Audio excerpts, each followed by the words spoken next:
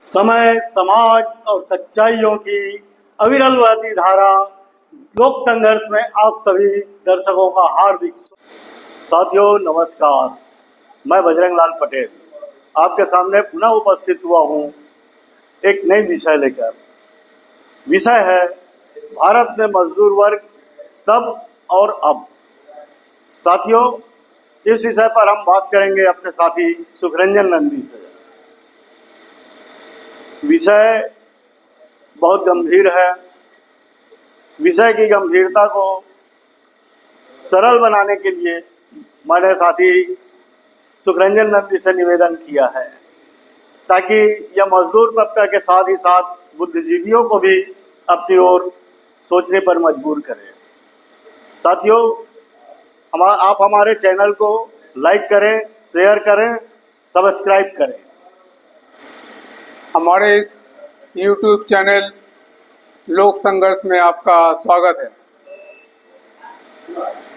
कल मई दिवस पूरे दुनिया में मनाया गया, हमारे देश में ही मनाया गया और हम ये चाह रहे थे कि ये जो वीडियो है ये वीडियो हम कल ही अपलोड करना चाह रहे थे, लेकिन कुछ तकनीकी त्रुटि के कारण हम इस वीडियो को कल अपलोड नहीं कर पाए।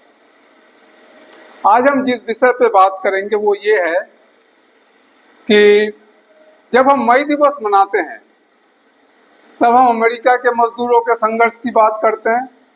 अमेरिका के मजदूरों के साथ जो अन्याय, जो पाशविक अत्याचार, जो शोषण उत्पीड़न होते थे उनकी चर्चा हम जरूर करते हैं।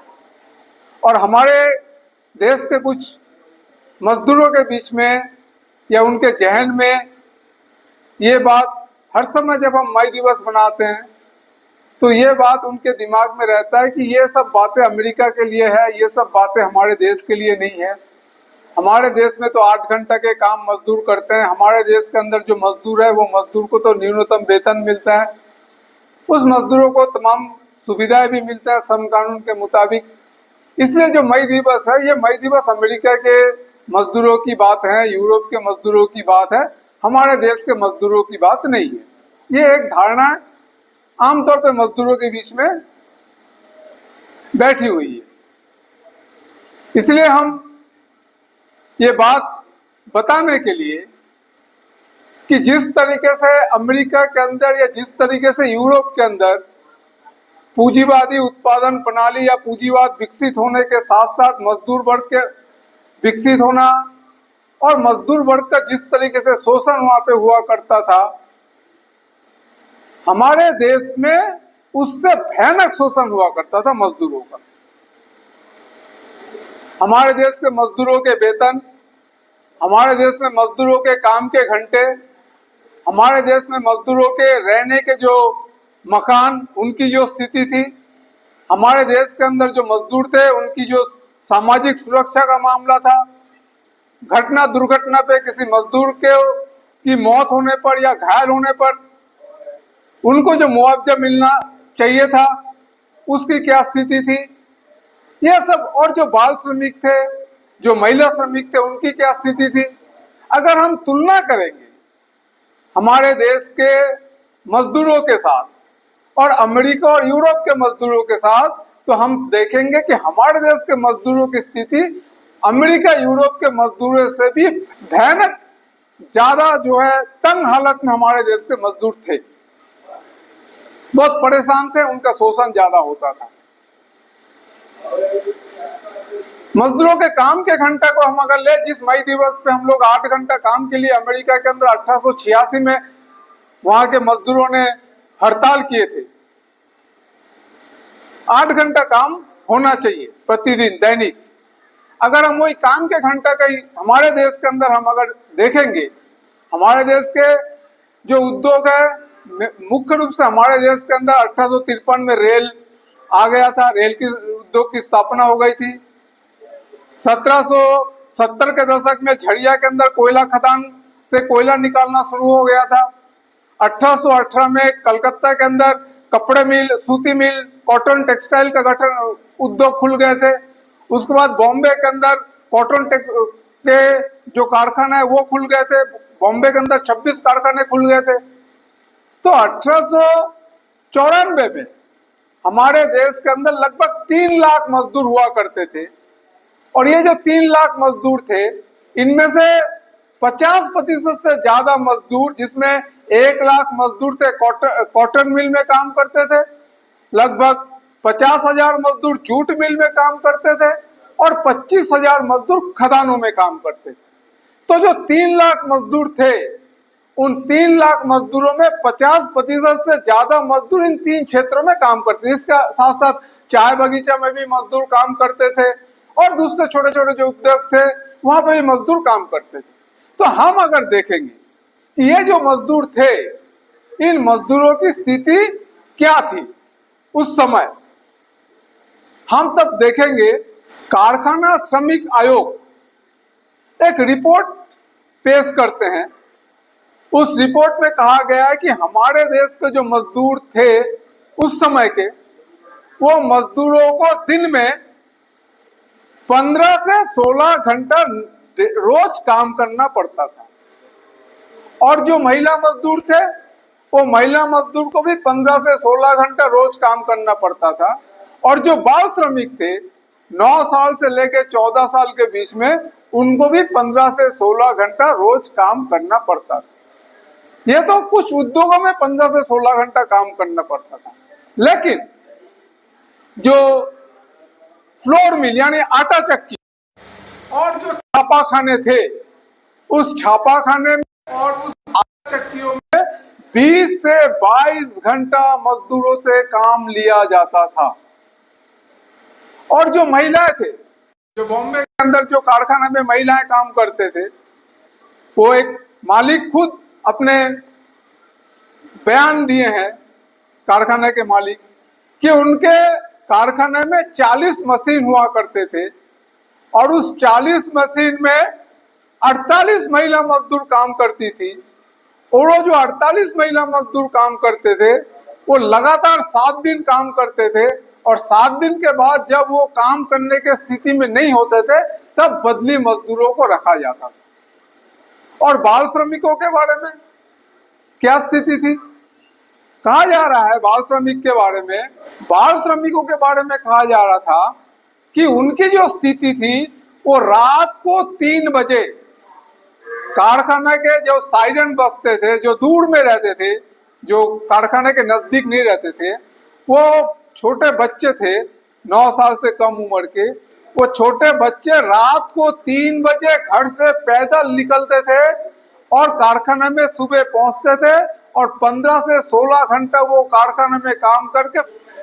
तो ये अमानवीय पाशविक अत्याचार हमारे देश के मजदूरों के साथ भी होता रहा है।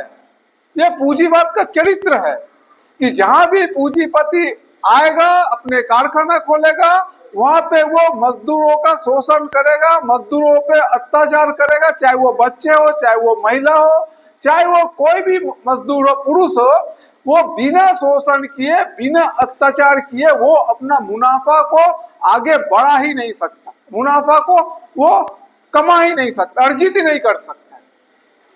और हम अगर देखेंगे उनकी रहन सहन के बारे में, हम अगर जो उसकी वेतन क्या थे, अब हम वेतन पे अगर बात करेंगे, उस समय वेतन क्या थे, वो जो आयोग है, वो आयोग के रिपोर्ट के मुताबिक एक मजदूर को 2 आना वेतन दिया करता था मालिक।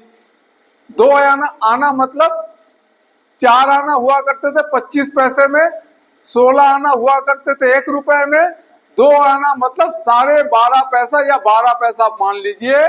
तो 12 पैसा मजदूरी मिलता था और 14 घंटा 15 घंटा काम करना पड़ता था, 20 घंटा 22 घंटा काम करना पड़ता था सिर्फ 2 पैसा मजदूरी के लिए। और ये रिपोर्ट ये भी कहता है कि ये जो मजदूर थे, ये मजदूर सब कर्ज में डूबे हुए रहते थे। कम से कम 2.5-3 महीने का जो वेतन उनका होता था, वो 2.5-3 महीने के वेतन के बराबर कर्ज में ये मजदूर डूबा हुआ रहता था। और ये जो कर्ज वो लेते थे महाजनों से, इन महाजनों पे कर्ज का ब्याज कितना था? 75% से 150% तक ब्याज ये महाजन लोग इन मजदूरों से लिया करता था। तो इस तरीके से हमारे देश के अंदर जो मजदूर थे, उस मजदूरों का इस तरीके से शोषण हुआ करता था हमारे देश में। जब ये पूंजीवाद शुरुआती दौर में, पूंजीवाद जब शुरू हुआ यहाँ पे, पूंजीवाद जब अपना पैर फैलाना शुरू किया, तब हमारे देश में इस तरीके से मजदूरों का शोषण हुआ करता था। अब हम अगर उनकी आवाज की स्थिति में जाए, कैसे वो रहते थे, तो ये आंकड़ा, वही रिपोर्ट ये बता रहा है कि बॉम्बे शहर के अंदर 60% नागरिक, वो 60% नागरिक एक कमरे में लगभग 4.5 सदस्य रहा करते। 1911 के पहले की रिपोर्ट है कि बॉम्बे शहर के अंदर 60% नागरिक एक ही कमरे में औसत 4.5 लोग रहा करते थे इन मजदूरों के बीच में।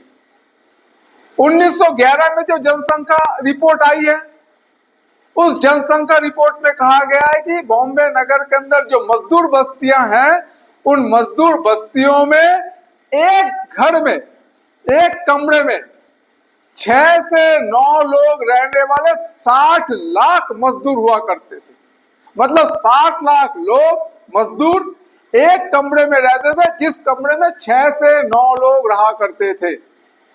और 15,000 मजदूरों का कमरा ऐसे थे जिस कमरे में 15 से लेके 20 लोग रहते थे। यानी जानवरों की जैसे स्थिति थी हमारे देश के मजदूरों की। ये हम नहीं कह रहे, 1911 की रिपोर्ट में ये बात, जनसंख्या के रिपोर्ट में ये बात का उल्लेख किया गया। और 1931 में जो जनसंख्या की रिपोर्ट आई है, वो तो और भी ज्यादा चौंकाने वाला है। उसमें कहा गया है कि हमारे बॉम्बे शहर के अंदर जो मजदूर हैं, उन मजदूर जो घरों में रहते हैं, उन घरों में रहने वाले जो लोग हैं, वो कम से कम एक घर में 20 से लेके 25 लोग, एक कमरे में 20 से लेके 25 लोग रहते हैं। और एक महिला डॉक्टर है, थी उस समय, उस महिला डॉक्टर ने एक रिपोर्ट में उन्होंने लिखी है कि एक 10 बाई 12 चाल में जो मजदूर रहते थे, उनके बारे में उन्होंने जिक्र किया। एक महिला डॉक्टर चालों में जो मजदूर रहते थे, वो महिला डॉक्टर ने जिक्र की है कि चाल में एक 10 बाई 12 कमरे में 6 मजदूरों का परिवार रहता था। रात के समय पर्दा टांग के सब अलग अलग हो जाते थे, मतलब उसी कमरे में सब अलग अलग हो जाते थे। और उस जो 6 परिवारों जो रहते थे वहां पे, उनमें 3 महिला गर्भवती थी। और वो जो 3 महिला गर्भवती थी, उनके प्रसूति रूम के लिए उसी कमरे के एक कोना में 4 बाई 3 का एक कोना में कपड़ा टांग के उसको प्रसूति गृह बनाया गया था। कल्पना कीजिए ना, ये अमेरिका की बात नहीं है, ये यूरोप के शोषण की बात नहीं है। हमारे देश के मजदूरों के साथ जो हुआ करता था ये 20वीं सदी के शुरुआती दौर में, हम उसकी बात कर रहे हैं। ये कोई हमारी बात नहीं है, ये सब दस्तावेज, हमारे देश के सब दस्तावेज आप अगर खंगालेंगे तो आपको ही मिले। तो इसीलिए जब हम मई दिवस की बात करते हैं, तो ये बात हमें नहीं बोलना चाहिए, या ये नहीं भूलना चाहिए कि हमारे देश के मजदूरों के साथ अत्याचार नहीं होता था, हमारे देश के मजदूरों के साथ अन्याय नहीं होता था, हमारे देश के मजदूरों के कोई शोषण नहीं होता था। ये तो हुआ बात। तब मजदूरों में संगठन नहीं था, तब मजदूर शुरुआती दौर था। आप अगर कम्युनिस्ट घोषणा पत्र पढ़ेंगे कार्ल मार्क्स ने लिखा है कम्युनिस्ट घोषणा पत्र, मार्क्स और एंगल्स ने लिखा है कम्युनिस्ट घोषणा पत्र में कि मजदूर वर्ग को विभिन्न मंजिलों से गुजरना पड़ता है। एक समय ऐसा था दुनिया के अंदर, जब इंग्लैंड के अंदर सबसे पहले हमारे दुनिया के अंदर जो औद्योगिक शुरुआत हुई है, या औद्योगिक जो क्रांति हुई है, सबसे पहले इंग्लैंड में हुआ है। इंग्लैंड में शुरुआती दौर में जब औद्योगिक क्रांति हुई है, जब मशीन लगा कारखाने के अंदर, मजदूर काम करने लगे कारखाने के अंदर, तो मजदूर कारखाना के मशीनों को तोड़ा करता था और उसका नाम था लैडाइट आंदोलन। जो सबसे पहले मशीन तोड़ा था उसका नाम था लाट। उसी ने सबसे पहले मशीन तोड़ा था विरोध में। वो जो शोषण होता था मशीन में, उनको ज्यादा से ज्यादा काम करना पड़ता था, वो शोषण को समझते थे, लेकिन वो दुश्मन को नहीं समझ पाए थे। तो सबसे पहला शुरुआत इंग्लैंड में मशीन तोड़ने से शुरू हुआ। और इस तरीके से वो आंदोलन फैल गया, और वो कॉटन मिल के मजदूर थे, और ये आंदोलन इतना फैल गया था कि हर मजदूर जाता था मशीन तोड़ने के लिए। आखिरी में इंग्लैंड की जो सरकार थी उस समय की, उस सरकार, तब मजदूरों का कोई संगठन नहीं था, मजदूर जानता था उसका शोषण हो रहा है, ये मशीन उनके जीवन को बहुत ज्यादा विभीषिका पैदा किया है, उनके जीवन को नरक बना रहा है, यह समझता था मजदूर। और इसीलिए मजदूर मशीन के खिलाफ, मालिक के खिलाफ नहीं, मशीन के खिलाफ आंदोलन करता था। तो 1812 में इंग्लैंड के तत्कालीन सरकार को कानून बनाना पड़ा कि जो भी मजदूर मशीन को तोड़ेगा उसको जो है सजाए मौत दी जाएगी, यानी मौत की सजा के लिए कानून बनाना पड़ा 1812 में इंग्लैंड के अंदर। और फिर पूरे कारखाने में वहां पे सेना तैनात कर दिया गया ताकि किसी भी कारखाना में कोई मजदूर आके मशीन की तोड़फोड़ ना कर सके, आगजनी ना कर सके। लेकिन ये तो इंग्लैंड में हुआ, जर्मन के अंदर भी मजदूरों ने मशीन तोड़ने का काम शुरू कर दिया। तब मजदूरों का कोई यूनियन नहीं था। जो कार्ल मार्क्स ने कम्युनिस्ट घोषणा पत्र में लिखा है कि मजदूर वर्ग को अलग अलग मंजिलों से गुजरना पड़ता था, तो ये मजदूरों का पहला मंजिल था जहां पे मजदूरों का कोई ट्रेड यूनियन नहीं था, कोई संगठन नहीं था। मजदूर अपने अपने स्तर पे विरोध कार्रवाइयां करते थे। हमारे देश पे भी वही था। शुरुआती दौर में मजदूरों का कोई संगठन नहीं था, मजदूर संगठित नहीं हुए, मजदूर अपने अपने स्तर पे बोलते थे, बातें रखते थे, लेकिन वो बात कोई सुनते नहीं थे क्योंकि वो संगठित नहीं थे। लेकिन हमारे देश में ये आंदोलन नहीं था, मशीन तोड़ने का कोई बात हमारे यहाँ देश में नहीं देखा गया। लेकिन ये शोषण, ये उत्पीड़न के खिलाफ आवाज जरूर उठाते थे। 1884 में महाराष्ट्र के अंदर जो सूती कारखाने में जो मजदूर थे, उन मजदूरों का एक मांग पत्र तैयार करने के लिए 22 और 23 सितंबर को बॉम्बे में एक सम्मेलन बोल सकते हैं या एक बैठक आयोजित की गई। वो कोई ट्रेड यूनियन के नाम पे नहीं, कोई ब्रह्म समाज के कोई सज्जन व्यक्ति थे, उनको लगा कि मजदूरों के साथ ये गलत हो रहा है, मजदूरों के साथ अन्याय हो रहा है, तो उन्होंने मजदूरों को संगठित करके एक जगह पे बुलाया और मजदूरों की एक मांग पत्र तैयार करने के लिए उन्होंने सब मजदूरों को बुलाया। तो वहां पे मजदूर आए, 2 दिवसीय था ये कार्यक्रम। और उसमें मांग पत्र में क्या क्या बना, क्या क्या मांग शामिल किए गए।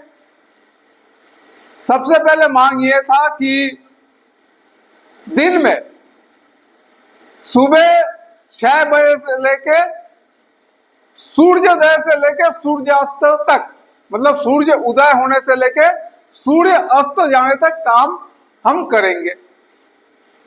सबसे पहला सवाल यह था। दूसरा मांग यह था कि हमारा जो वेतन है वो वेतन हर महीने, अगले महीने के 15 तारीख के अंदर सुनिश्चित किया जाए। तीसरा मांग क्या था? साप्ताहिक अवकाश हमें दिया जाए। चौथा मांग क्या था? चौथा मांग यह था कि हम मजदूर जो काम करते हैं और जो मजदूर काम करते हुए दुर्घटना से ग्रसित हो जाते हैं, जब तक वो इलाज के दौरान जब तक वो काम नहीं कर पाता है तब तक उसका वेतन दिया जाए, और अगर एकदम ही स्थायी रूप से अगर वो अपंग हो जाता है तो मजदूर को पेंशन दिया जाए। तो ये थे मांग पत्र। अब आप सोचिए, सूर्य उदय से लेकर सूर्य अस्त तक हमारा काम का समय निर्धारित करो, मतलब 12 घंटा होता है। अगर अपन सूर्य उदय से लेकर सूर्य अस्त तक मान ले तो भी हम 12 घंटा से कम तो नहीं होता है। तो 12 घंटा काम हो, इसके लिए मजदूरों ने सबसे पहले मांग पत्र सौंपा है हमारे देश में। दूसरा मांग क्या है? दूसरा मांग ये था कि हमको हर दूसरे महीने के 15 तारीख के अंदर वेतन दिया जाए, यानी वेतन नियमित रूप से मजदूरों को नहीं दिया जाता था। तीसरा मांग क्या था कि अगर दुर्घटना, साप्ताहिक अवकाश, यानी साप्ताहिक अवकाश भी मजदूरों को हासिल नहीं था। चौथा मांग क्या था? चौथा मांग यह था कि अगर हम अपंग मजदूर काम करते करते चोट घायल होता है तो उस मजदूर को वेतन दिया जाए जब तक उसका इलाज रहेगा। अगर वो स्थायी रूप से अपंग होता है तो उसको पेंशन दिया जाए। यानी कि अगर दुर्घटना से कोई मजदूर ग्रसित हो जाता है, दुर्घटना से अगर कोई घायल हो जाता है, तो उसका कोई मुआवजा का प्रावधान उस समय मजदूरों के लिए नहीं था। तो ये हमारे देश की बात है ये। और ये जो मांग पत्र तैयार हुआ था, ये मांग पत्र में 5,500 मजदूरों ने हस्ताक्षर किए थे। और ये जो 5,500 मजदूर हस्ताक्षर करके तत्कालीन सरकार को ज्ञापन सौंपे थे। तो ये जो हमारे दिमाग में या जहन में ये जो बात है कि हमें शुरू से ही शायद हमारे देश में 8 घंटा काम करते थे मजदूर, शुरू से ही शायद हमको सामाजिक सुरक्षा मिलता था, शुरू से ही शायद हमें सब कुछ मिला, तो ये बात सरासर गलत है। हमारे देश के मजदूरों का भी भरपूर शोषण हुआ है, बहुत अत्याचार हुआ है। ये हम अगर पुराने इतिहास को देखेंगे मजदूर आंदोलन का, तो इस इतिहास से हम देख पाएंगे कि हमारे देश के मजदूरों के साथ भी बहुत शोषण हुआ है। जब ये मांग पत्र दिया गया है हमारे देश में, उसके बाद 1890 में एक संगठन बना, लेकिन वो ट्रेड यूनियन नहीं था। बॉम्बे के अंदर जो कपड़ा मिल के कर्मचारी थे, एक संघ बनाया गया था, और वो संघ कोई ट्रेड यूनियन नहीं था, उसका कोई विधिवत सदस्यता नहीं होता था, उसका कोई विधिवत ट्रेड यूनियन में उसका कोई पंजीयन नहीं हुआ था, कुछ नहीं, लेकिन एक संगठन बना के वो काम शुरू किए थे। और 1890 में ये काम शुरू हुआ। और 1891 में जो मालिक लोग थे, वो मालिकों ने माना कि हम सप्ताह में एक दिन मजदूरों को अवकाश देंगे। 1891 में जाके हमारे देश के अंदर मालिकों ने मजदूरों को साप्ताहिक अवकाश एक दिन देने की बात किए थे। हाँ, एक चीज हमने भूल गए, वो ये था कि वो जो मांग पत्र था, वो मांग पत्र में एक मांग ये था कि दोपहर में खाना भोजन अवकाश के लिए आधा घंटा छुट्टी भी मजदूरों को मिलना चाहिए। ये मांग पत्र में, वो जो मांग पत्र दिए थे 1884 में, उस मांग पत्र में यह भी शामिल था। तो मालिकों ने 1891 में जाके ये मांग, साप्ताहिक अवकाश का मांग और दोपहर में आधा घंटा भोजन के अवकाश के मांग मालिकों ने माना 1891 में जाके। उसके बाद हमारे देश के अंदर फैक्ट्री कानून बना, फैक्ट्री कानून बना, कारखाना कानून बना। कारखाना कानून बनने के बाद क्या बना? कारखाना कानून जो बना 1891 में कारखाना कानून बना। और वो कारखाना कानून बनने के बाद तय हुआ कि मजदूरों से 12 घंटा काम लिया जाएगा। यानी कानून बन गया 12 घंटा काम करना है, 8 घंटे नहीं, 12 घंटा काम करना है, ये कानून बना 1891 में। दूसरे जो कानून में था वो था जो महिला मजदूर है, उन महिला मजदूर से दिन में 11 घंटा काम लिया जाएगा। और जो बाल श्रमिक है, 9 साल से लेके 9 वर्ष से लेके 14 वर्ष के बीच के जो बाल श्रमिक हैं, उन बाल श्रमिकों से दिन में 9 घंटा काम लिया जाएगा। अब आप बताइए, कानून बन रहा है 1891 में कि हमारे देश के अंदर जो मजदूर है, उन मजदूरों को कहा, और वेतन के बारे में तो कोई बात ही नहीं है उस कानून में। पुरुषों के लिए 12 घंटा, महिलाओं के लिए 11 घंटा, और जो बाल श्रमिक है उनके लिए 9 घंटा। तो ये स्थिति थी हमारे देश के अंदर। और उसके बाद जब मजदूरों ने हमारे देश के अंदर जो सबसे पहले हड़ताल हुआ 1862 में, 1853 में यहाँ पे रेल उद्योग की स्थापना हुई, 1862 में हमारे देश के हावड़ा के रेल जो मजदूर थे, 1200 रेल मजदूरों ने पहली बार हड़ताल किए हैं।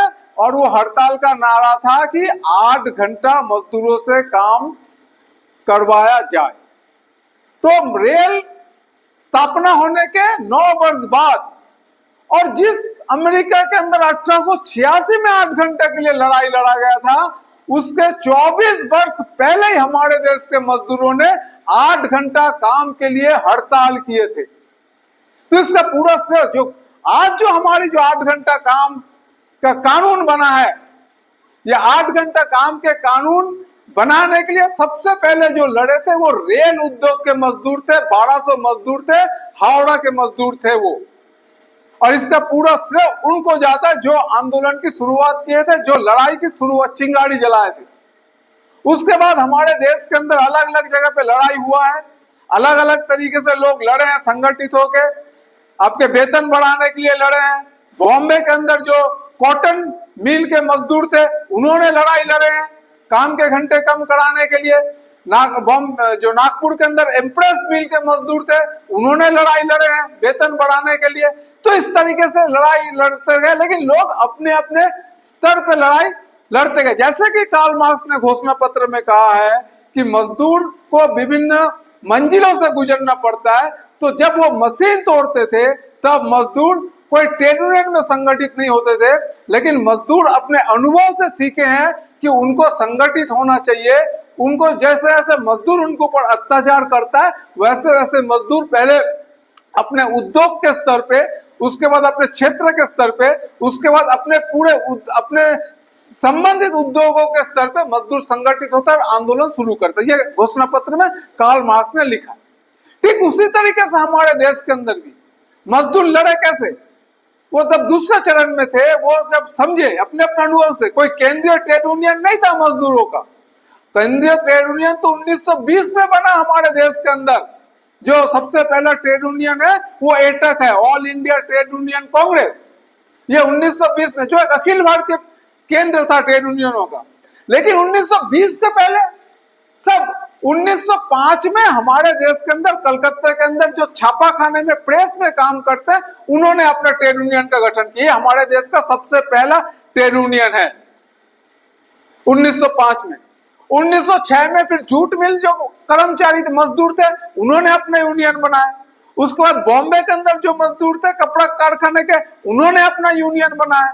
तो 1905 के बाद हमारे देश के अंदर मजदूरों ने अपने अपने स्तर पे यूनियन बनाना शुरू किया और अपने अपने स्तर पे आंदोलन करना शुरू किया, हड़ताल करना शुरू किया। लेकिन राष्ट्रीय स्तर पे मजदूर वर्ग एक वर्ग के रूप में अभी तक विकसित नहीं हो पाए थे। वो अपने अपने स्तर पे लड़ाई लड़ते थे, अपने अपने स्तर पे लड़ाई लड़के वो अपनी मांगों को हासिल करने की कोशिश करते थे, जैसे दूसरे देशों के मजदूर भी लड़ाई लड़ते थे। और जब इंग्लैंड से हमारे देश में ट्रेड यूनियन, वहां के ट्रेड यूनियन काउंसिल के एक प्रतिनिधि मंडल जब हमारे देश में आए और हमारे देश के मजदूरों का सर्वे किए, और सर्वे करने के बाद उन्होंने जो रिपोर्ट जमा किए, जो वक्तव्य या जो बयान उन्होंने दिए वो बहुत ही चौंकाने वाले हैं। उन्होंने बयान दिए कि भारत के मजदूरों की वेतन इतने कम है कि ये मजदूर को जितना रखने लायक वेतन भी यहाँ के मजदूरों को नहीं दिया जाता है। एक सीलिंग से भी कम यहाँ के मजदूरों का वेतन है, और जो वेतन दिया जाता है उस वेतन से मजदूर कोई पौष्टिक आहार भोजन में नहीं ले सकते हैं, वो अपने परिवार को पाल नहीं सकते हैं, वो अपने बच्चे के स्वास्थ्य के लिए, अपने परिवार के स्वास्थ्य के लिए, इलाज के लिए कोई पैसा खर्च नहीं कर सकते हैं। यहाँ के मजदूर कर्ज के फंदे में डूबे हुए हैं। यहाँ के मजदूर जिस बस्तियों में, जिस मोहल्ला में रहते हो, इतना गंदगी से भरा हुआ है कि ये जीने लायक कोई बस्ती नहीं है, कोई मनुष्य नहीं जी सकता है। और यह इस कारण यहाँ के मजदूरों की अकाल मृत्यु होती है। बहुत जल्दी यहाँ के मजदूर मौत को गले लगा लेते हैं। खास तौर पे महिला मजदूरों की स्थिति के उल्लेख करते उन्होंने कहा कि ये जो स्थिति यहाँ पे है मजदूरों के साथ, ये बहुत ही दयनीय है, और इसीलिए महिला मजदूर बहुत कम उम्र में जो है उनको मौत हो जाती है, उनको मौत को गले लगाना पड़ता है। ये हमने नहीं कहा, इंग्लैंड से जो ट्रेड यूनियन के काउंसिल के जो प्रतिनिधि मंडल हमारे देश में आए थे, उन्होंने ये देख के सर्वे करके उन्होंने ये रिपोर्ट पेश की। तो इसीलिए ये जो स्थिति थी हमारे देश के मजदूरों की, ये जो भयानक बीबीसी का जो झेलते थे हमारे मजदूर, वो कोई अमेरिका और यूरोप से मजदूरों से कम नहीं था। रेशम के कपड़े और मलमल जो इंग्लैंड में जाते थे, वहां से 11 करोड़ रुपए का निर्यात हुआ था उस समय, एक समय ऐसा भी था। लेकिन ये जो मजदूर हमारे देश के अंदर थे, इन मजदूरों की कोई भी सामाजिक सुरक्षा बोलिए, उनके वेतन बोलिए, उनके आवास की सुविधा बोलिए, उनके काम के घंटा बोलिए, वो कुछ भी निर्धारित नहीं था। और जो फैक्ट्री कानून बनाए थे, उस फैक्ट्री कानून को भी सही ढंग से मालिक अमल में नहीं लाते थे। और अगर हम देखेंगे 1926-27 में जाके हमारे देश के अंदर मजदूरों में एक बहुत आक्रोश आया और उन्होंने हड़ताल शुरू किए। बॉम्बे के अंदर भारी हड़ताल हुए, जिसमें 1926 के तुलना में 1927 में बॉम्बे के अंदर जो हड़ताल के कारण जो कार्य दिवस का नुकसान हुआ है, वो लगभग 2 गुना ज्यादा कार्य दिवस का नुकसान हुआ है। और बॉम्बे के अंदर कम से कम 16 लाख मजदूरों ने हड़ताल में शामिल हुए थे 1927 में। बंगाल में 60,000 मजदूर 1927 में हड़ताल में शामिल हुए थे, लेकिन बंगाल में जो कार्य दिवस का नुकसान हुआ था हड़ताल के कारण, वो बॉम्बे के कार्य दिवस के नुकसान से 3 गुना ज्यादा अधिक था। तो 1926 और 27 में हमारे देश के अंदर मजदूर संगठित होकर, यूनियन में संगठित होकर अपने अधिकार के लिए वो लड़ाई लड़े और लड़ाई लड़के अपने जो भी कानून थे, जो भी नियम था, उस नियम को बदले और अपने हक और अधिकार को उन्होंने हासिल किए। तो ये जो मई दिवस हम बनाते हैं, मई दिवस को हम जब पालन करते हैं, तो हम सिर्फ अगर अमेरिका, यूरोप के मजदूरों की बात करेंगे और हमारे देश के मजदूरों के साथ ये जो पाशविक अत्याचार होता था, ये जो जानवर जैसे जीवन ये जीते थे, पशु जैसे जीवन ये जो जीते थे, जीने के लिए मजबूर करते थे, विवश होते थे, इसका जिक्र अगर हम नहीं करेंगे, हम फिर इतिहास को भूलेंगे। हमारी मई दिवस बनाने का जो कारण है, वो कारण को हम शायद सही ढंग से मजदूरों के बीच में लेके नहीं जा पाएंगे। लेकिन अब हम क्या देख रहे हैं, आजादी 1920 में जो हमारे देश के अंदर जो एटक का स्थापना हुआ अखिल भारतीय स्तर पे, उस समय हमारे देश गुलाम था और मुख्य उद्देश्य यही था कि किसी भी कीमत में हमारे देश के अंदर आजादी होना चाहिए, गुलामी से निजात पाना चाहिए हमें, और हमें आजाद होने के बाद हम मजदूरों के जो भी अधिकार है वो अधिकार हमें हासिल करना चाहिए। लेकिन ये जो अधिकार हमने हासिल किया आजादी के बाद, 8 घंटा काम बोलिए, न्यूनतम वेतन बोलिए, ठेका मजदूरी खत्म करने के कानून बोलिए, ये जितने भी कानून हमने लड़के हासिल किए, हमने मतलब मजदूरों ने लड़के जो हासिल किए थे, आज जो सरकार है वो सरकार उस कानूनों को छीन रही है, उस कानूनों को खत्म कर रही है, उस कानूनों को खत्म करके श्रम संहिता लाके फिर 12 घंटा काम करने के लिए मजदूरों को मजबूर कर रही है, न्यूनतम वेतन के कानून को खत्म कर रही है, काम करने के घंटा 12 घंटा कर रहे हैं, और जितने सामाजिक सुरक्षा, पेंशन के, मुआवजा के, वो सब खत्म करके फिर उसी जगह पे ले जाने की कोशिश कर रहे हैं जो 150 साल पहले हमारे देश के मजदूरों की स्थिति थी, जहां पे वेतन 2 आना मिलते थे प्रतिदिन,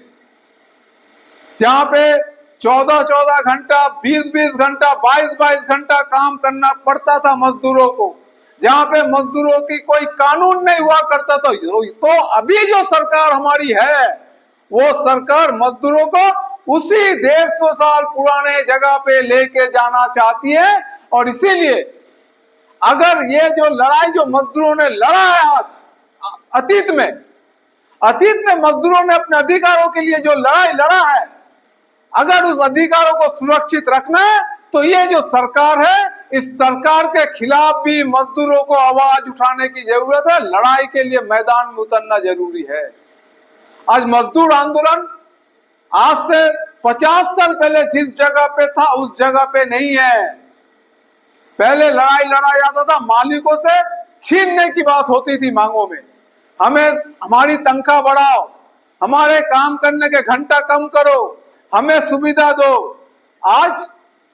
आज ये है मालिक आपसे अधिकार छीन रहे, आप उस अधिकार को बचाने के लिए लड़ रहे हो। आज आप डिफेंसिव हो, आप रक्षा कर रहे हो अपने अधिकारों की, और मालिक आपसे अधिकार, आपके दिए हुए अधिकार छीन रहा है, सरकार आपको दिया हुआ अधिकार छीन रहा है। और पहले 50 साल पहले आप लड़ते थे मालिकों से अधिकार को छीनने के लिए, 8 घंटा काम करना है उसके लिए दो, आपका सामाजिक सुरक्षा मालिकों से मिले इसलिए आप लड़ते। तो आज पहले आपकी लड़ाई आक्रामक थी, आज मजदूरों की लड़ाई आक्रामक नहीं है, रक्षात्मक है। तो इसीलिए जो लोग आपके अधिकारों को छीन रहे हैं, मालिकों के रक्षा कर रहे हैं, मालिकों के मुनाफे के पहाड़ को बढ़ाना चाहते हैं, ऐसे ताकतों के खिलाफ भी आज अगर आप नहीं लड़ोगे तो आप जो अधिकार आज हासिल किए हो, जो अतीत में मजदूरों ने लड़के जो अधिकार आपको दिया है, जो अधिकार वो मजदूरों ने हासिल किया है, और जिस अधिकार को भोग आप कर रहे हो वो अधिकार आपसे छीना जाएगा। आपके आने वाला पीढ़ी भी उस अधिकार से वंचित होगा। ये मत सोचो, बहुत सारे मजदूर ये सोचते हैं कि हमें तो 1 लाख रुपए तनख्वाह मिल जाता है महीने में, हमें क्या लेना देना है। आपको भी लेना देना है। जो पब्लिक सेक्टर है वो पब्लिक सेक्टर निजी हाथों में जा रहा है। आपका तनख्वाह, आपका नौकरी कुछ नहीं बचने वाला है, सब जाएगा। 8 घंटे ना काम कर पाओगे ना तनख्वाह मिलने वाला है।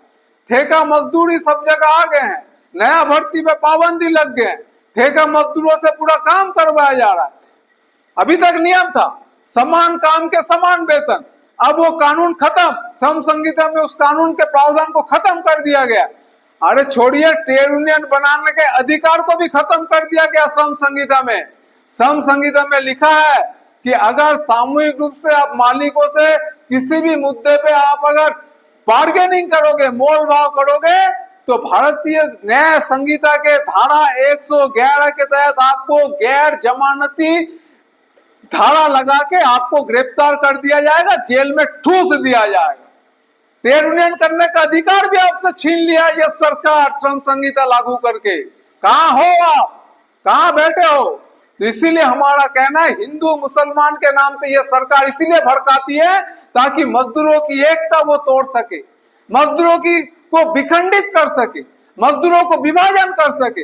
इसलिए उन्हें धर्म की राजनीति करने की जरूरत है, और धर्म के राजनीति के आड़ में ये मजदूरों के अधिकार को छीन रहे, मजदूरों को फिर से गुलाम बनाने की ओर ले जा रही है सरकार। और इसी के खिलाफ पूरे देश के अंदर जो 20 तारीख को हड़ताल कर रहे हैं मजदूर, उस हड़ताल में मजदूर आप भी शामिल होइए, मजदूर को भी शामिल कीजिए, ताकि ये जो अधिकार आपको मिला है लंबे संघर्ष के बाद, इस अधिकार को आप सुरक्षित रख सको, इस अधिकार को आप छीनने मत दो।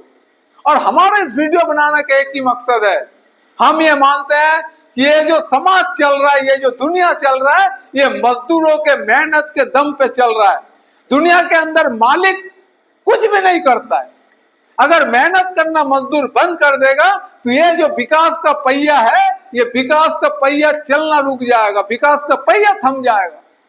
मजदूरों के पास ही वो ताकत है जो मजदूर सब कुछ कर सकता है। तो हम यही चाहते हैं कि मजदूरों के जो अधिकार छीने जा रहे हैं, मजदूरों के ऊपर जो हमले हो रहे हैं, ये हमला मजदूर रोके, मजदूर अपने अधिकार को सुरक्षित रखे, मजदूर मालिकों के मुनाफा के लिए मजदूर फिर से गुलाम ना बने। इसलिए हम मजदूरों को जागरूक करने के लिए वीडियो को बना रहे हैं, वीडियो को आप तक पहुंचा रहे हैं। हमारा आपसे इतना ही निवेदन रहेगा कि अगर हमारा वीडियो मजदूरों के हिफाजत करने के लिए थोड़ा सा भी काम आए तो आप इस वीडियो को ज्यादा से ज्यादा संख्या में शेयर कीजिए, लाइक कीजिए और इस वीडियो को मजदूरों तक पहुंचाइए, ताकि आप अपने अधिकारों को सुरक्षित रख सको। 20 तारीख के हड़ताल के लिए आप तैयारी करो। कौन आपके पास आ रहा है प्रचार करने के लिए, ये देखने की जरूरत नहीं है। जैसे शुरुआती दौर में मजदूरों का कोई यूनियन नहीं था, मजदूर अपने अपने स्तर पर लड़ाई लड़ते थे अपने अधिकारों के लिए। आप भी अभी लड़िए, लड़के अपने अधिकारों को सुरक्षित रखिए। 20 तारीख हड़ताल में शामिल होइए। बहुत बहुत धन्यवाद, शुक्रिया।